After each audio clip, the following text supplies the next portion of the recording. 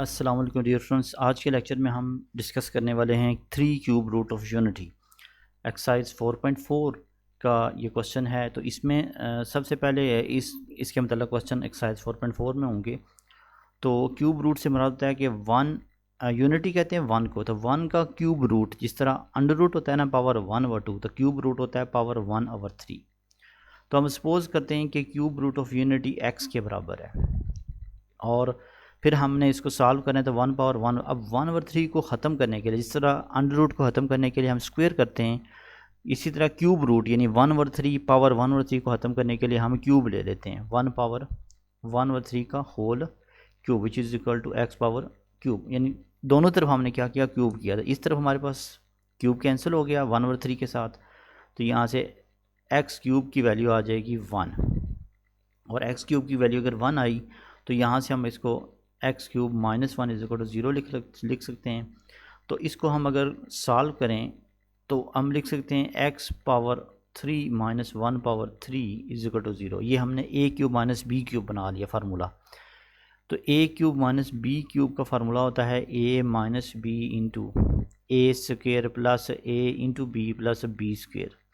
तो अगर हम बात करें एक्स क्यूब -1 क्यूब, तो हम इसको लिख सकते हैं X -1 into A square plus A B, A X है और बी 1 है, प्लस बी स्क्वेयर 1 का square which is equal to 0।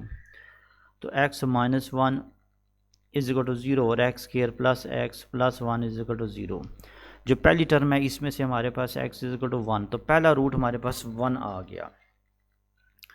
दूसरा रूट हमारे पास है एक्स स्क्वेयर। इसको हमने सॉल्व करना है तो ये क्वाड्रेटिक फार्मूले से सॉल्व होगा। ए बी दोनों 1 होंगे, सी भी 1 होगा। जो एक्स स्क्वेयर का कोफिशिएंट कांस्टेंट होता है 1, ये ए होता है। एक्स का कोफिशिएंट बी होता है और कांस्टेंट टर्म हमारे पास सी होती है। ए बी सी हमारे पास क्या होगा, 1 होगा। तो यहाँ से अगर हम ए की वैल्यू पुट करें -1, बी स्क्वेयर की वैल्यू 1, -4 ए की वैल्यू और सी की वैल्यू 1 डिवाइडेड बाई 2 ए की वैल्यू हम 1 पुट करेंगे। तो यहाँ से इसको अगर सॉल्व करें तो -1 प्लस माइनस अंडर रूट 1 - 3 1 - 4, यानी अब इसको हम अगर हल करें तो ये आ जाएगा -1 प्लस माइनस अंडर रूट -3/2। अब इसको हमने चूँकि प्लस माइनस की फॉर्म में है तो इसको हम अलग कर सकते हैं, -1 प्लस अंडर रूट -3 और /2 और -1 माइनस अंडर रूट -3/2। तो ये जो पहले वाली टर्म थी हमारे पास प्लस के साथ, इसको हम ओमेगा के इक्वल कर देते हैं, X is equal to omega, और दूसरी टर्म को हम ओमेगा स्क्वायर के। यानी हमारे पास 3 रूट होते हैं क्यूब रूट के। पहला होता है 1, एक्स की power X is equal to 1, दूसरा होता है ओमेगा, तीसरा होता है ओमेगा स्क्वायर। जो ओमेगा होता है ये होता है -1 प्लस अंडर रूट -3/2 -1, और ओमेगा स्क्वायर होता है -1 माइनस अंडर रूट -3/2। ओके, तो 3 रूट हमारे पास यहाँ पे बन गए। तो ये था इसकी थ्योरी। अब हमने क्वेश्चन सॉल्व करने, तो क्वेश्चन नंबर 1 का पार्ट नंबर 1 हल करते हैं कि हमने 8 के क्यूब रूट फाइंड करने। तो 8 के क्यूब रूट फाइंड करने तो 8 की पावर 1/3 जस्ट लाइक दैट। इसको हम x के इक्वल कर देंगे। तो यहाँ से अगर 8 की पावर 1 और 3 का क्यूब करते हैं तो x की पावर क्यूब हो जाएगी। ये 3 इस 3 से कैंसिल हो जाएगा, तो 8 is equal to x cube आ जाएगा। बिल्कुल इसी तरह x cube is equal to 8 और x cube -8 is equal to 0।